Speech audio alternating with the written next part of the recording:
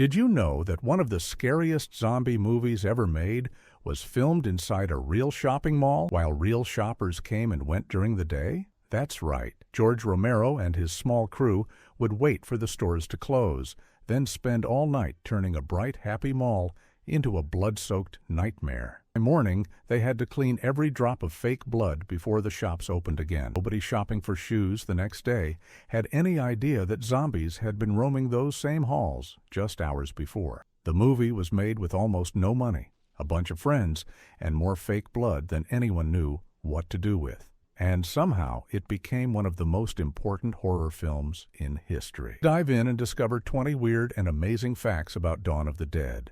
Number 20. The mall was real, and it's still open. Today, most people watch Dawn of the Dead and assume the shopping mall was a giant set built on a studio lot. It wasn't. The entire film was shot inside the Monroeville Mall, a real shopping center located just outside Pittsburgh, Pennsylvania. At the time of filming in late 1977, the mall was one of the biggest in the region. It had department stores, restaurants, an ice rink, and hundreds of everyday shoppers walking through its doors each morning. George Romero didn't have the budget to build a fake mall, so he used a real one. He made a deal with the mall's management to film there, but the agreement came with a strict rule. The crew could only work after the stores closed for the night. That meant every scene you see in the movie, every zombie shuffling past a fountain, every gunshot echoing down a corridor was filmed between roughly 11 at night and 7 in the morning. The crew had to set up, shoot, and tear everything down before the first employees arrived to open their shops. If you visit Monroeville, Pennsylvania today, you can still walk through that same mall. It has been renovated over the years and many of the original stores are gone, but the bones of the building remain. Fans from all over the world travel there just to stand where the zombies once walked. Some corners still look eerily familiar. The escalators, the wide corridors, the high ceilings, they carry echoes of Romero's vision. It is one of the most famous filming locations in horror history, and it never stopped being a place where people buy socks and grab lunch. Temple of Horror by night, a regular mall by day. Number 19. The crew only had the mall. After midnight filming inside a working mall sounds exciting. The reality was exhausting. Because the mall was open to the public during normal hours, the cast and crew could not start setting up until late in the evening. Most shooting began around 11 at night or even midnight. Then they had to work straight through until the early hours of the morning. Every single night was a race against the clock. They had to build sets, apply zombie makeup to dozens of extras, rehearse scenes, film takes, then completely clean up before dawn. If even one smear of fake blood was left on a tile floor, a real shopper might slip on it the next day. That meant the crew spent a surprising amount of their time scrubbing floors and wiping walls. Imagine spending hours creating a terrifying zombie attack scene with fake guts and red liquid everywhere, and then having to get on your hands and knees to make it all disappear before the sun rose. The schedule was brutal. People worked through the night, slept during the day,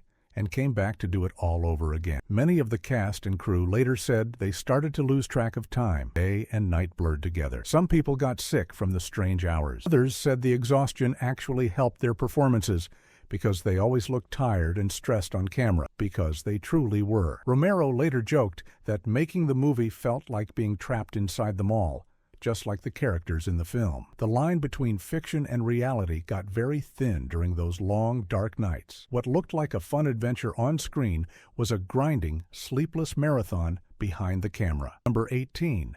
Tom Savini learned his craft from real war. The special effects in Dawn of the Dead shocked audiences in 1978. The gore was vivid, brutal, and disturbingly realistic. The man behind all of it was Tom Savini, a young makeup artist who would go on to become one of the most famous effects creators in horror history. But here is the part most people don't know. Savini's talent for creating realistic wounds and injuries didn't come from art school or Hollywood training. It came from war. Before he ever worked on a movie set, Tom Savini served as a combat photographer during the Vietnam War. His job was to document what happened on the battlefield. He saw real injuries. He saw real trauma. He saw things no young person should ever have to see. When he came home, he carried those images with him. And when he began working in special effects, he used what he had witnessed to make his creations look horrifyingly real. The exploding heads, the torn flesh, bite wounds in Dawn of the Dead. They didn't look like other horror movies at the time because they weren't inspired by other horror movies. They were inspired by reality. Savini didn't want fake-looking rubber and ketchup. He wanted audiences to flinch. He wanted them to feel something in their stomachs, and he succeeded. Critics were divided.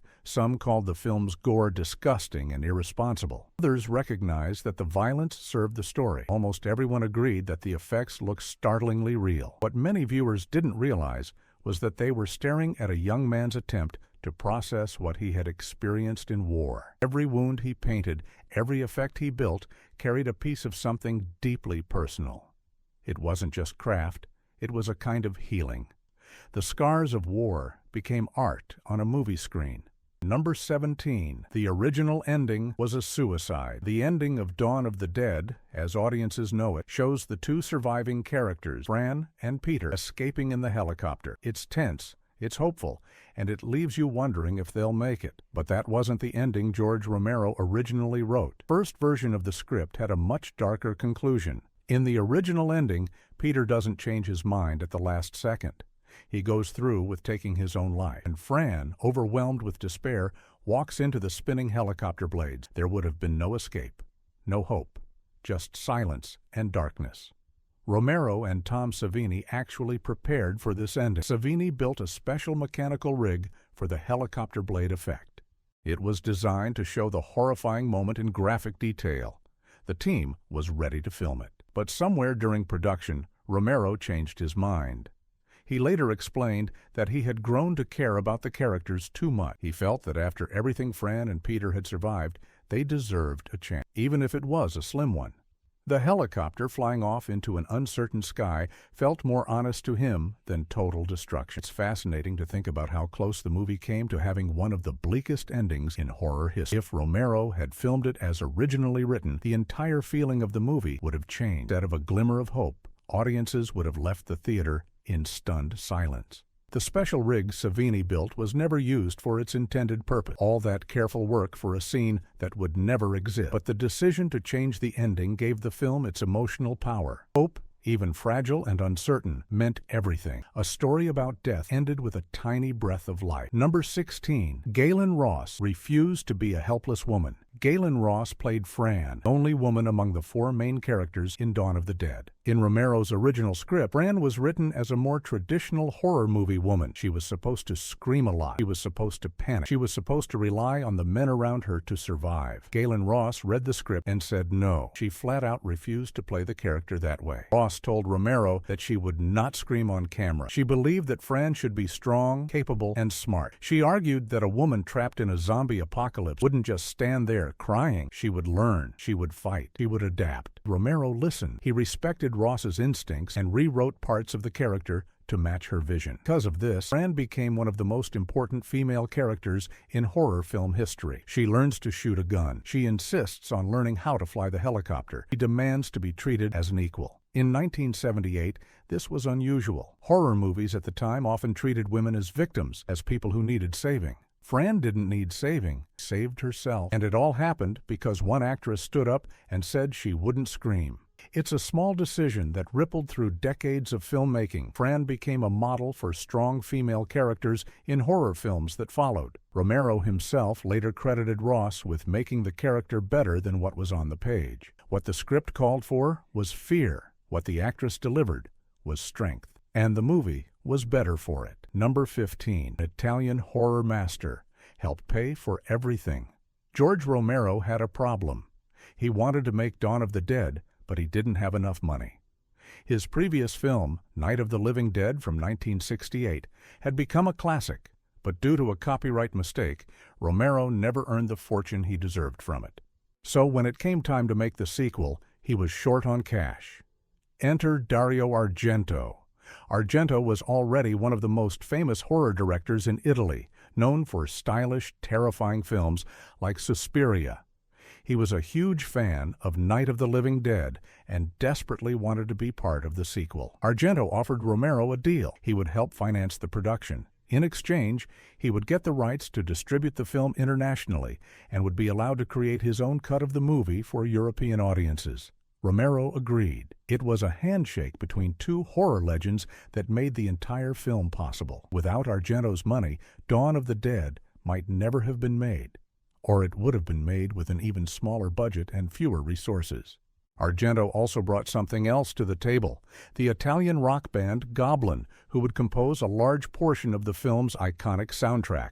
Partnership between Romero and Argento was a rare and beautiful thing. Two directors from different countries with very different styles came together because they shared a love for horror. Romero's version of the film was long, thoughtful, and full of social commentary. Argento's European cut was shorter, faster, and more focused on action and music. Both versions are brilliant in their own way. One movie, two visions. And it all started because an Italian filmmaker knocked on an American filmmaker's door with a checkbook and a dream. He from across the ocean saved a masterpiece. Number 14, The Blood Was Bright Red on Purpose. You watch Dawn of the Dead, one of the first things you'll notice is the blood. It doesn't look like blood in most modern horror films. It's bright, very bright, almost the color of red paint. Some viewers assume this was a mistake or a limitation of the budget. It wasn't. Tom Savini and George Romero made a deliberate choice. The bright red color was intentional. Savini created the fake blood using a mixture that included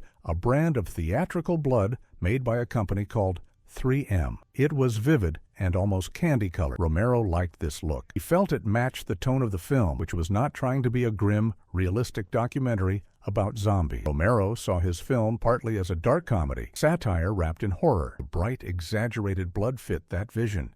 It made the violence feel larger than life, almost cartoonish at times, which created a strange contrast with the serious themes underneath. You could laugh and be horrified at the same time. That was the whole point. Critics at the time didn't always understand this choice. Some mocked the unrealistic-looking blood, but over the years, fans came to love it.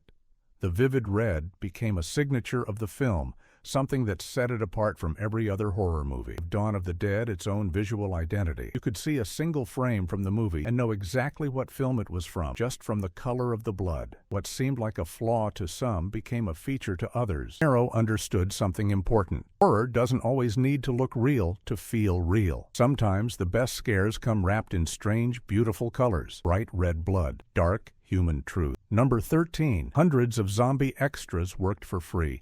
Making a zombie movie requires zombies. Lots of them. And Dawn of the Dead is filled with the walking dead, shuffling through corridors, pressing against glass doors, stumbling through parking lots. Romero needed hundreds of extras to fill the screen. The problem was money. The budget was roughly $1.5 million, which sounds like a lot, but for a full-length feature film with massive crowd scenes, it was barely enough. Romero couldn't afford to pay hundreds of actors even a small daily rate, so he put out a call. He asked regular people from the Pittsburgh area to volunteer as zombie extras, and they came. They came in enormous numbers. Local residents, college students, horror fans, friends of friends. People showed up just for the thrill of being in a real movie. They sat for hours in makeup chairs, while Tom Savini and his small team painted their faces gray and blue. They wore ragged old clothes. They learned the slow zombie shuffle that Romero wanted, and they did it all for free. Their payment was the experience itself, and for many,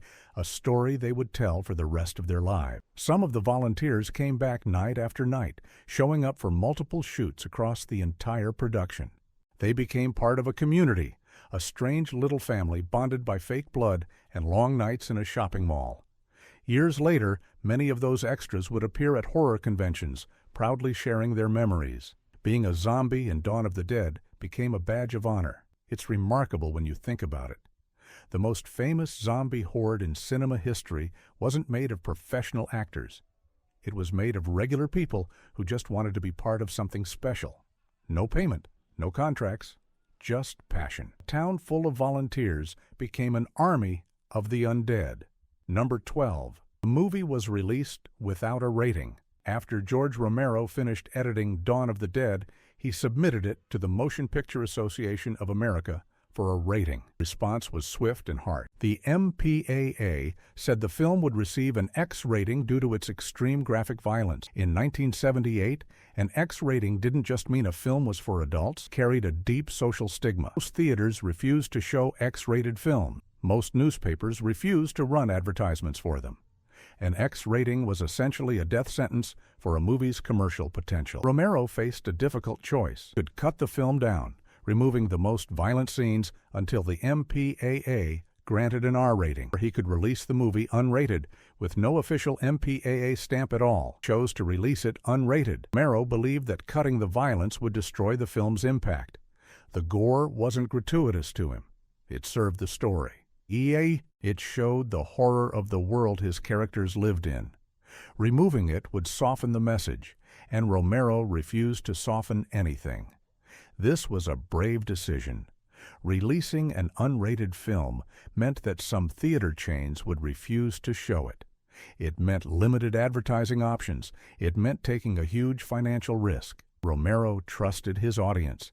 He believed that horror fans would find the film, that word of mouth would carry. He was right. Dawn of the Dead became a massive hit, despite having no official rating. Fans lined up around the block. Theaters that did show it were packed. The unrated status actually became part of the film's legend, adding a forbidden thrill to the experience. Seeing it felt dangerous, like you were getting away with something. A rating meant to kill the film only made it more alive. Number 11. Goblin created a soundtrack like no other. The music in Dawn of the Dead is unlike anything you would expect in a horror film. Alongside eerie synthesizer tones and tense atmospheric sounds, you hear bright, almost cheerful music, beat melodies that sound like they belong in an adventure film or a television game show. This was the work of Goblin, an Italian progressive rock band that Dario Argento brought into the project. Goblin had already created the legendary soundtrack for Argento's film Suspiria in 1977. Argento wanted their unique sound for Dawn of the Dead as well. The band composed their music in Italy,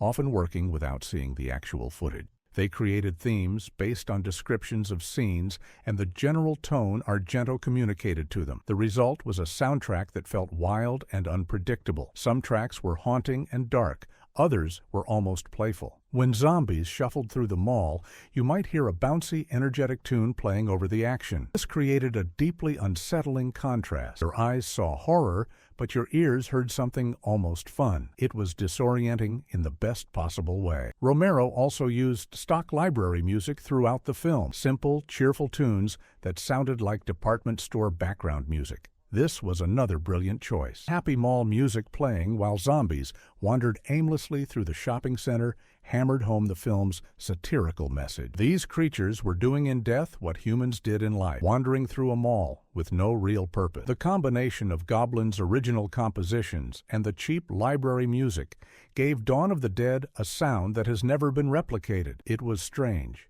it was bold, and it worked perfectly. The soundtrack didn't just support the film, it became the film's heartbeat, strange and beautiful and unsettling all at once. Number 9. 3 completely different versions of the film. Most movies exist as a single version. You watch the same film whether you're in New York or in Tokyo. Dawn of the Dead is different. 3 distinct cuts of the film were released, and each one feels like a slightly different movie. The first is George Romero's original theatrical cut, released in the United States. This is the version most American fans know and love. It runs about 2 hours and 7 minutes and balances horror, comedy, and social commentary in Romero's signature style. The second version is Dario Argento's European cut, released in Italy under the title Zombie. Argento had the right to re-edit the film for international release, and he used it. His version is shorter, running about 1 hour and 59 minutes. He cut much of the humor and character development and ramped up the action and violence. He also restructured the Goblin soundtrack, giving it more prominence. The result is a leaner, meaner film that moves at a faster pace. The third version is an extended cut, sometimes called the Cannes cut, because a long version of the film was screened at the Cannes Film Festival in 1978. This version is the longest, running about 2 hours and 19 minutes, and includes scenes not found in either the U.S. or European version. Each cut has its passionate defenders. Some fans swear by Romero's balance. Others prefer Argento's intensity. Purists seek out the extended version for every extra minute of footage. It's rare for a film to exist in 3 legitimate versions, each created or approved by the filmmakers themselves. It means that Dawn of the Dead is not one movie. It's 3 experiences living inside the same story. Same characters, same mall, 3 different nightmares. Number 8. Romero got the idea. During a secret tour, the entire concept for Dawn of the Dead was born during a simple visit to a shopping mall. In the mid-1970s, George Romero was friends with a man who had connections to the Monroeville Mall. A private tour of the facility, Romero was shown areas that regular shoppers never saw. Hidden hallways, storage rooms, maintenance areas, and even a secret apartment-like space tucked away within the building's upper level. Some large malls at the time had these hidden rooms for emergency use or for building management. Romero was fascinated. He looked around the massive building and something clicked in his creative mind. He imagined people barricading themselves inside a shopping mall during a disaster. The irony of survivors finding everything they could ever want: food, clothing, luxury goods, while the world crumbled outside. The idea married perfectly with something Romero had been thinking about for years: the way American consumer culture was swallowing people whole. Shoppers wandering through malls with glazed eyes weren't so different from zombies, he thought. They moved from store to store without thinking, driven by habit and hunger for things they didn't truly need. That one tour planted the seed for the entire film. Every theme, every joke, every piece of social commentary in Dawn of the Dead traces back to that afternoon walk through the hidden guts of a shopping center. Romero saw what most people never see: the machinery behind the shiny surfaces. And he turned it into a horror movie about humanity itself. A casual stroll became a creative explosion. One hidden room behind a department store sparked a masterpiece that changed horror forever. Sometimes the best ideas come from the most ordinary places. Number 7. The helicopter scenes were genuinely dangerous. Dawn of the Dead opens with chaos: a television station falling apart, a SWAT raid on an apartment building, and eventually our 4 main characters escaping in a helicopter. The helicopter wasn't a prop. It was a real, functioning helicopter, and the scenes involving it were some of the most dangerous moments of the entire production. The pilot was a real aviator who was hired to fly the machine for the film.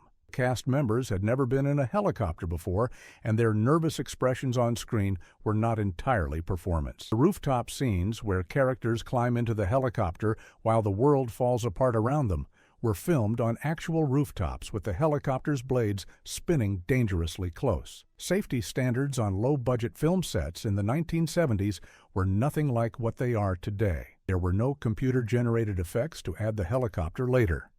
Everything was real and happening in the moment.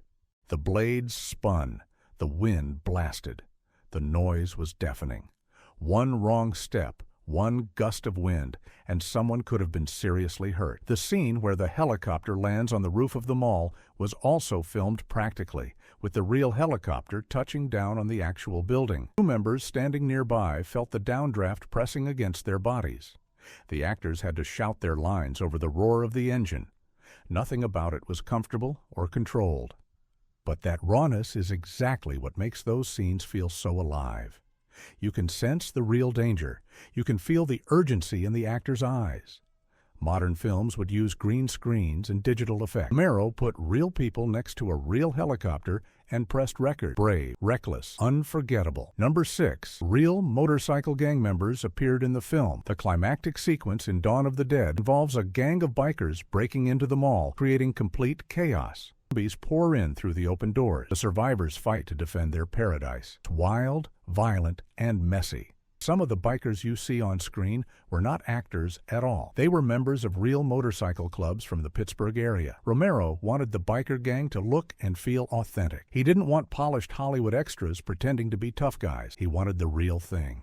So he reached out to local biker groups and invited them to participate. Many of them agreed, bringing their own motorcycles, their own leather jackets, and their own attitude. The result is a sequence that feels raw and unpredictable. The bikers charge through the mall, smashing displays, looting stores, throwing pies at zombies, and generally treating the whole invasion like a chaotic party. Their energy is loose and wild because it was genuinely loose and wild. These weren't performers following careful choreography. Were regular people having the time of their lives on a movie set. Romero gave them minimal direction. He told them to ride through the mall, cause chaos, and have fun. And they did exactly that. Some of the property destruction in the scene was not planned. Bikers knocked over things that weren't supposed to be knocked over. They went places the camera wasn't initially pointing. The production had to adapt in real time, capturing whatever happened. Chaos you see on screen is partly controlled filmmaking and partly genuine pandemonium. Romero loved it. He felt the unpredictability added energy that no script could create. Real people, real bikes, real mayhem. The best chaos is the kind you can't fully control. Number 5. The film was a giant metaphor for consumerism. On the surface, Dawn of the Dead is about 4 people hiding from zombies in a shopping mall. But underneath the blood and the jump scares, George Romero buried a powerful message about modern life. The film is one of the sharpest critiques of consumer culture ever put on screen. Zombies don't just stumble toward the mall by accident. In the film, one character asks why the dead are drawn to the mall, and another answers that it's a place that was important to them, a kind of instinct, a memory of their former lives. This was Romero's dark joke. Even in death, people are drawn to shopping. They wander through stores without thinking, grabbing at things they don't need, moving in slow circles, and the living characters aren't much better. Once the survivors secure the mall, they go on a joyful shopping spree. They try on fur coats, they raid the jewelry store, they play arcade games, they eat expensive food. For a while, they seem happier than they've been since the world ended. Their happiness is hollow. They're just filling a void with stuff.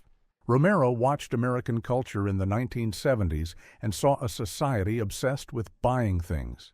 He saw shopping malls as temples of consumption, places where people went not because they needed anything, but because buying things made them feel alive.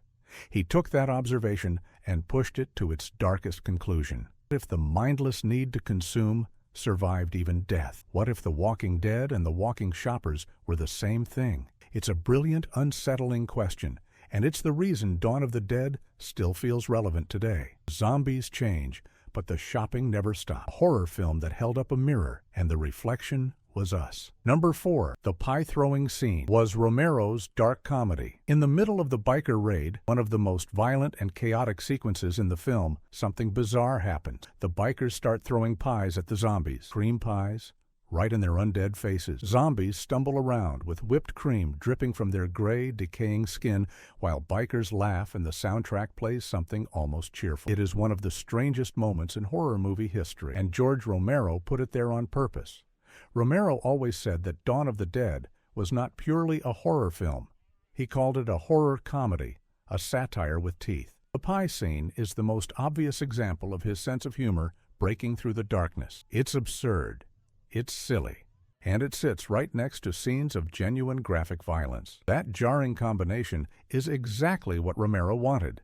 He was inspired by the slapstick chaos of old comedies and wanted to blend that energy with zombie horror. The result divided critics sharply. Some reviewers at the time called the scene tone-deaf and ridiculous. They felt it undermined the terror of the film. Others understood that the absurdity was the point. Life, Romero seemed to be saying, is a mixture of horror and comedy. Even in the worst moments, humans find ways to be ridiculous. The bikers aren't taking the apocalypse seriously. They're treating the zombie invasion like a playground. And that recklessness is exactly what gets many of them killed. The pies and the laughter distract them from the real danger. Romero used humor as a trap. He made you laugh, and then he made you pay for laughing. The scene looked like chaos, and it was. But it was chaos with a purpose. Chaos with a lesson hiding behind every thrown pie. Number 3. A shotgun effect used a real firearm. One of the most iconic effects in Dawn of the Dead is the exploding zombie head. You've seen it even if you haven't watched the movie. A zombie gets shot with a shotgun, and its head bursts apart in a fountain of bright red blood and chunks. It is one of the most replayed moments in horror history, and the way Tom Savini created it was shockingly simple and dangerously real. Savini built plaster and wax casts of heads, filled them with fake blood and bits of material that would scatter like organic matter. Then, in several cases, a real shotgun loaded with live ammunition was fired at the fake head. There was no trick photography, no camera illusion. A real gun fired real buckshot into a fake head sitting on a platform. The result was an explosion that looked horrifyingly convincing because, in a physical sense, it was real. A real projectile destroying a real object. The crew standing nearby during these shots felt the blast and heard the deafening sound. Safety measures were minimal by today's standards. People were positioned at what they hoped was a safe distance, and everyone trusted that the aim would be accurate. It was a different era of filmmaking, one where practical effects meant genuinely dangerous actions performed on set.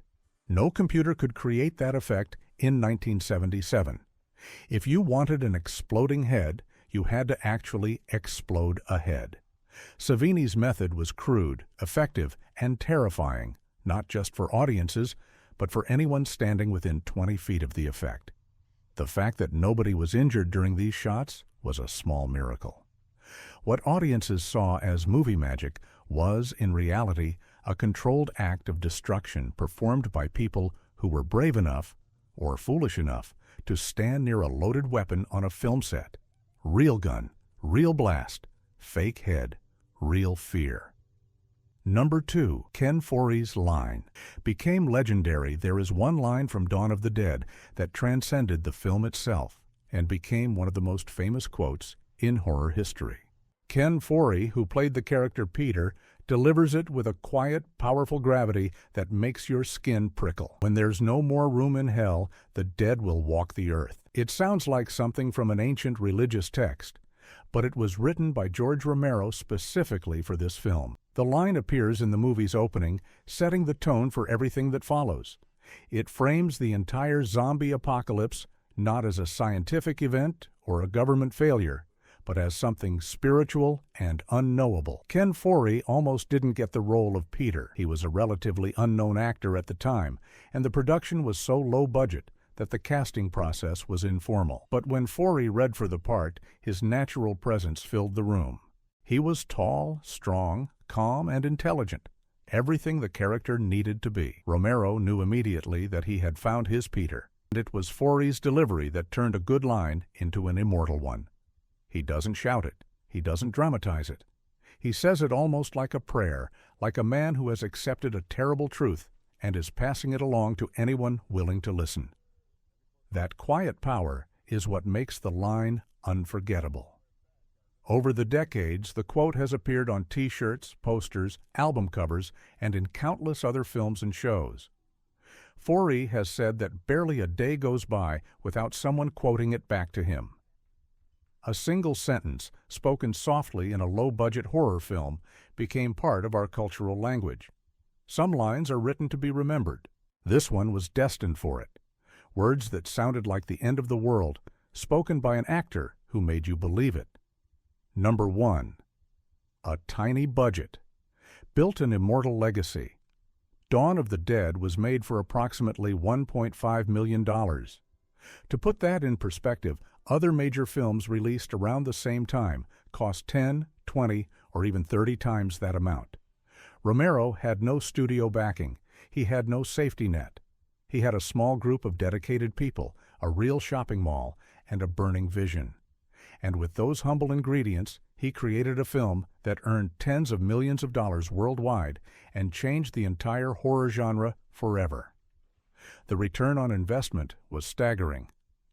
For every dollar spent, the film earned back many times over. But the financial success was only part of the story. Dawn of the Dead didn't just make money. It rewrote the rules. It proved that horror films could be intelligent. It proved that zombie movies could carry serious social commentary. It proved that you didn't need a massive Hollywood budget to create something that would endure for decades. Every zombie film, television show, video game, and comic book that came after owes something to what Romero achieved in that Pennsylvania mall. Walking Dead genre as we know it today, the slow building tension, the group dynamics, the commentary on human nature, All of it traces back to this one low-budget film from 1978. Romero proved that limitations can fuel creativity. When you don't have money for elaborate sets, you use a real mall. When you can't afford professional extras, you invite your community. When you can't get an R rating, you release the film unrated and dare audiences to find it. Every limitation became a creative solution, and every solution became a signature. Dawn of the Dead was not made despite its small budget. It was made because of the spirit, ingenuity, and fearlessness that a small budget demands. $1.5 million, an army of volunteers, one visionary director, and a legacy that will never die. Bonus fact: the mechanical head that was never used here is a fact that almost no one knows. When George Romero was still planning to film the original dark ending, the one where Fran walks into the helicopter blades, Tom Savini spent weeks building a special mechanical rig. It was a prosthetic head and upper body designed to split apart in a very specific way, simulating the gruesome effect of helicopter blades striking a human body. Savini engineered it with the same care and obsession he brought to every other effect in the film. He sculpted the pieces by hand. He tested the blood tubes. He rigged the mechanics so that the destruction would look sudden and real. It was one of the most ambitious practical effects he had ever attempted up to that point in his career. And then Romero changed the ending. The dark conclusion was abandoned. Fran would survive. Peter would survive. The helicopter would fly away into an uncertain dawn. Savini's elaborate rig was never used. All those hours of sculpting, painting, and engineering were for nothing, at least in terms of what appeared on screen. The mechanical head reportedly sat in storage for a while before eventually disappearing. Some say it was dismantled. Others believe parts of it were reused in later productions. But the original piece, designed for one specific moment in one specific film, was never seen by audiences. It's a ghost of a scene that almost was. It represents the road not taken, a darker timeline where Dawn of the Dead ended in total despair instead of fragile hope. Somewhere in the history of horror effects, there is a mechanical head that was built to die in a scene that never happened. It is a small, strange monument to the creative process, to all the ideas that are born, developed, and then quietly set aside when a filmmaker changes direction. One small choice saved two characters and erased a masterpiece of practical effects from existence. Dawn of the Dead is more than a horror movie. It is a story about what happens when the world stops making sense and ordinary people have to find reasons to keep going. It is about fear, yes, but it is also about greed, comfort, denial, and the tiny flame of hope that refuses to go out even in the darkest moments. George Romero didn't have millions of dollars or a giant studio behind him. He had a mall, a team of dedicated friends, a community of volunteers, and a story he believed in. And with those simple tools, he built something that generations of filmmakers and fans have looked to for inspiration. The film reminds us that the best art doesn't come from money. It comes from passion. It comes from people who care deeply about what they're making and refuse to compromise. Every bright splash of red blood, every shuffling zombie extra, every sleepless night in that Pennsylvania mall was an act of love for the craft of storytelling. If you enjoyed these stories, subscribe for more. Every movie hides a truth, and we'll keep uncovering them, one story at a time. VVV